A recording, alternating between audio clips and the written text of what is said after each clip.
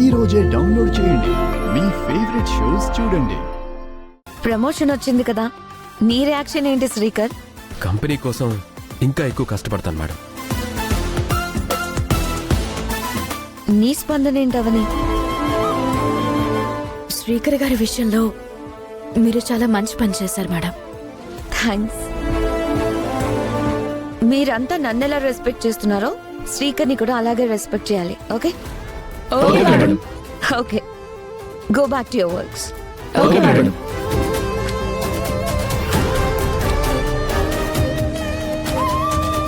Yeah, go back to your works.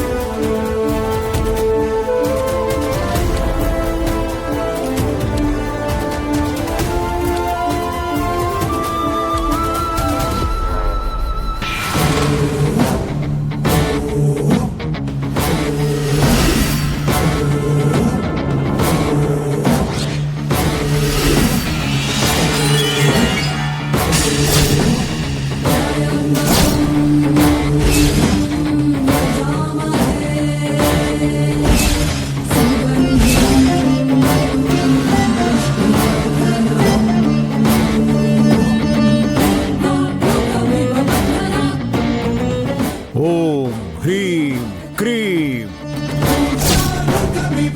ఓం హ్రీం క్లీం హ్రీం.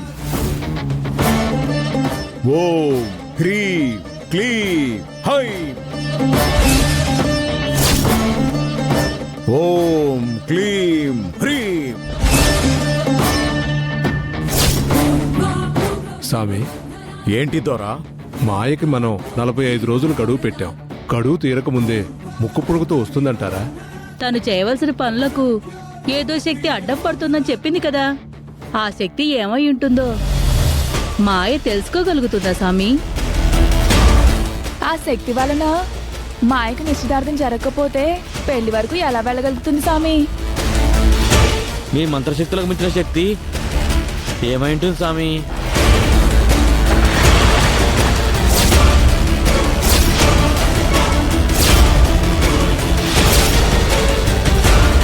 ఆ శక్తిని ఎదిరించగల శక్తి మాయకు ప్రాప్తిస్తుందా స్వామి? మాయ కనిపెట్టలేకపోవచ్చు.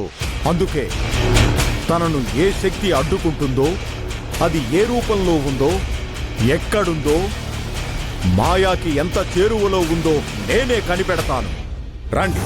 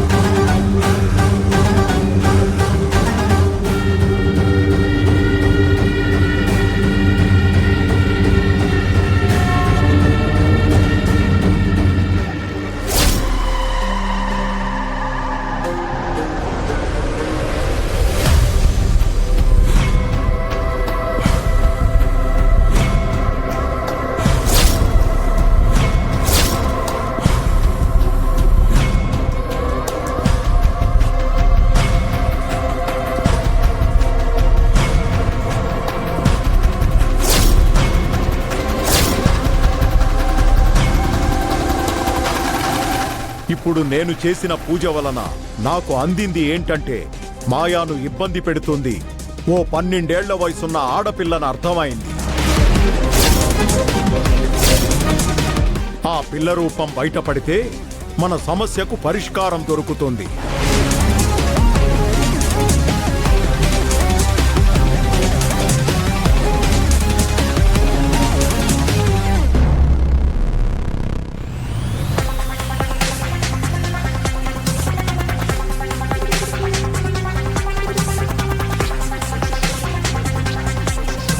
చెడ్డ వాళ్ళను నువ్వు శిక్షిస్తావు, అధర్మం మితి మీరితే సంరక్షిస్తావు, మంచి వాళ్లకు మాత్రం న్యాయం చేస్తావు. ఇది మా నమ్మకం. కానీ గత కొన్ని సంవత్సరాలుగా అమ్మను మాత్రం చాలా ఇబ్బంది పెడుతూనే ఉన్నావు. భరిస్తుంది కదా అని బాధలను పెడుతూనే ఉన్నావు. అమ్మ మీద నీకు జాలి కలగడం లేదా తల్లి? భార్యాభర్తలను కలపాల్సింది పోయి ఇద్దరి మధ్యకు ఆ మాయను ఎందుకు తీసుకునొచ్చావు? తన వలన అమ్మా నాన్నలు మరింత దూరం అయిపోతున్నారు. ఆమె మీద నాకు చాలా అనుమానాలున్నాయి. ఆ అసలు రూపాన్ని ఎలాగైనా నేను కనిపెట్టాలి. అమ్మకు అన్యాయం జరిగితే మాత్రం నేను తట్టుకోలేను.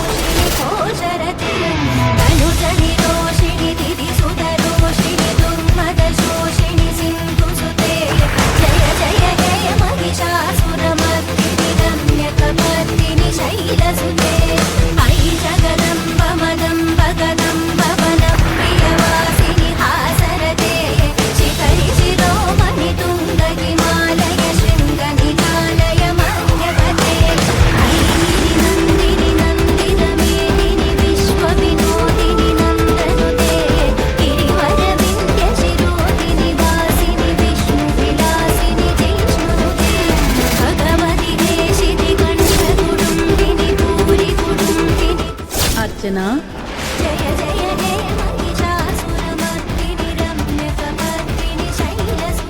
ఎవరు? నన్ను నిలదీయడానికి వచ్చావు. నన్ను చూడకుండా దిక్కులు చూస్తావెందుకు?